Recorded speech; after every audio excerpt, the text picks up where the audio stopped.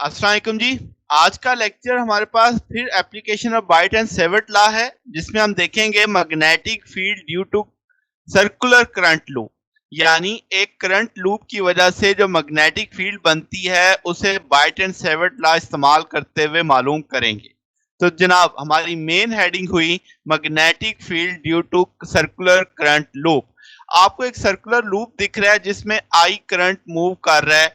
अब ये I current जब देखेंगे तो इसकी वजह से जाहिर सी बात है मैग्नेटिक फील्ड पैदा होगी। मैं कह देता हूं कि आपके पास इस पी पॉइंट पे मुझे मैग्नेटिक फील्ड चाहिए और ये पी पॉइंट जी एक्सिस के ऊपर है, सेंटर ऑफ द लूप से ये पास कर रहा है, आप देख सकते हैं इस जगह पे। और आप थीटा एंगल कह लें या अल्फा, आप देखें तो आई डी एस और आर के बीच में एंगल था जो हमने फार्मूला पढ़ा हुआ है बाइट एंड सेवर्ट लॉ का। Theta is angle between IDS and R vector कह लें या आर यूनिट वेक्टर कह लें। तो वो अब आप अगर यहां से राइट हैंड रूल लगा के देखेंगे क्रॉस प्रोडक्ट वाला, तो आपको पता चलेगा कि मैग्नेटिक फील्ड थोड़ी सी इंक्लाइंड आएगी इस तरीके से। तो जनाब अब इस पैच के लिए जो अब आपने मैग्नेटिक फील्ड निकाल ली तो वो अब आपके पास देख सकते हैं दैट इज द डीबी। तो अब आप साइन 90 यूज कर लोगे। फिर आपके पास ये डीबी चूंकि इंक्लाइंड है तो इसके दो कंपोनेंट बनेंगे, एक कंपोनेंट परपेंडिकुलर होगा, एक परपेंडिकुलर पैरेलल में आ जाएगा। अब आप अल्फा एंगल समझ सकते हैं कि ये अल्फा एंगल है तो अल्टरनेट एंगल के तौर पे यहाँ पे अल्फा शुमार होगा। लाइन के इस तरफ अल्फा है तो लाइन के इस तरफ भी क्या आ जाएगा, अल्फा एंगल आ जाएगा। तो अब आपके पास दो कंपोनेंट हो गए। अगर आप देखो तो आप सिमेट्रिक पॉइंट ऑफ व्यू से देखो तो ओनली सिर्फ जो पैरेलल कंपोनेंट है वही एक दूसरे को सपोर्ट करेंगे, जो परपेंडिकुलर कंपोनेंट होंगे हर जगह से वो एक दूसरे के इफेक्ट को कैंसिल करेंगे। तो इसका मतलब ये हुआ कि अब मुझे जब टोटल मैग्नेटिक फील्ड देखनी है तो वो सिर्फ पैरेलल कंपोनेंट की वजह से होगी, उनको हम सिंपल सिंपल ऐड कर लेंगे तो आपके पास इस तरीके से हम टोटल मैग्नेटिक फील्ड मालूम कर पाएंगे। तो ठीक हो गया ना, परपेंडिकुलर कंपोनेंट एक दूसरे के इफेक्ट को कैंसिल कर रहे हैं, पैरेलल कंपोनेंट एक दूसरे को सपोर्ट करेंगे, जिसकी वजह से टोटल मैग्नेटिक फील्ड बने पाएगी। तो जनाब शुरू करते हैं। अब आपके पास आप जानते हैं कि अब आपने पैरेलल कंपोनेंट लेने हैं तो डीबी कॉस अल्फा आ जाएगा। डीबी हम जानते हैं साइन 90, क्योंकि आईडीएस और आर यूनिट वेक्टर के बीच में 90 का एंगल है, तो आप इसे mu naught over 4 pi I D S over R square की ये डीबी की वैल्यू लगा सकते हैं। म्यू नॉट 4 पाई आई और आर स्केयर ये सारी चीजें कांस्टेंट हैं, तो हम यहाँ पे इसको थोड़ा सा तरतीब देके लिख देते हैं। फिक्स से देखें तो आर बराबर आएगा कैपिटल आर स्केयर प्लस जी स्केयर के। ठीक होगी बात। तो यहीं से इसी से कॉस अल्फा अगर मुझे निकालना हुआ तो वो कॉस अल्फा किसके बराबर आ जाएगा, that is equivalent to perpendicular base over hypotenuse. Base का रोल आर है, हाइपोटेन्यूज का रोल जेड कैपिटल आर है और हाइपोटेन्यूज का रोल स्मॉल आर है। तो वही चीज आपने यहाँ पे प्लेस कर दी कि स्मॉल आर का पता था, फिर आपने कॉस अल्फा निकाला, उसकी वैल्यू प्लेस कर दी।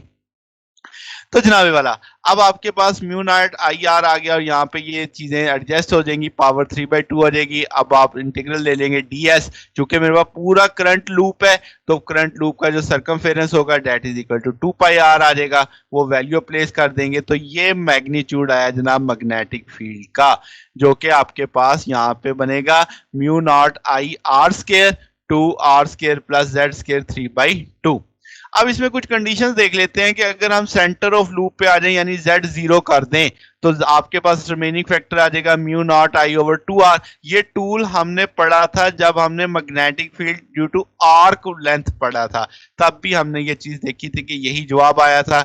एक और कंडीशन देखते हैं कि अगर z बहुत दूर हो किससे, r से, तो आपके पास वो जो लूप है वो पॉइंट लूप के तौर पे आ जाएगा। तो अब आप उस चीज को ऐसे लिख सकते हैं आर स्केयर कंपैरेटिवली निगलेक्ट हो जाएगा, तो ये आपके पास mu naught I R square 2z³ आ जाएगा आपके पास। तो ठीक हो गया जनाब। इसी तरीके से अगर हम n कॉइल्स की बात करें, ये तो एक लूप था, अगर n लूप हो तो n टाइम मल्टीप्लाई कर देंगे उस चीज को। जब हम n टाइम मल्टीप्लाई करेंगे तो n आई ए, हमने मैग्नेटिक डाइपोल मोमेंट पढ़ा हुआ है, तो इस सारे को n आई ए को म्यू भी कहा जा सकता है। तो ये चीज लिखी जा सकती है in term of magnetic dipole moment mu naught mu over 2 pi Z cube के। तो जनाब ये हमारे पास तरीकाकार था जिसमें हमने देखा कि आपके पास मैग्नेटिक फील्ड आपने निकाली ड्यू टू करंट लूप के इन डिफरेंट फार्मूलाज की सूरत में। डायरेक्शन वही बात है, राइट हैंड रूल से डायरेक्शन निकलेगी। आपने जो वायर को है राइट हैंड में लेंगे, थंब आपको करंट की डायरेक्शन देगा, जो कर्ल ऑफ फिंगर है वो आपकी मैग्नेटिक फील्ड होगी।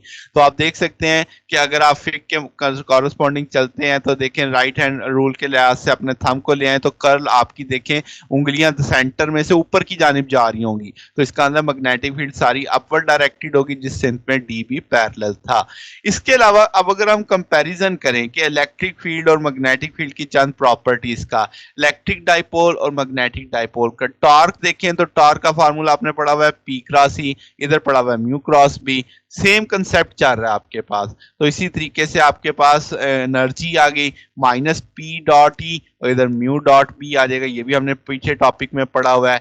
अच्छा फील्ड आ गई ड्यू टू पॉइंट आ गया आपके पास 1/2 pi epsilon naught P over G cube. इसी तरीके से अब आज हमने निकाला mu naught over 2 pi mu over G cube आ गया। इसी तरीके से फील्ड आप परपेंडिकुलर बाइसेक्टर पे देखेंगे 1/4 पाई epsilon naught P over x cube है और ये mu naught over into mu 4 पाई एक्स क्यूब आ जाएगा। तो आपके पास सिमेट्री के एक तरह सा कंसेप्ट चल रहा है।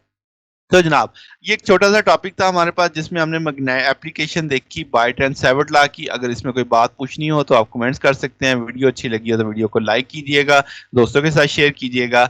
आज के लिए बस इतना ही, बाकी इंशाल्लाह फिर नेक्स्ट देखेंगे। ओके, अल्लाह हाफिज।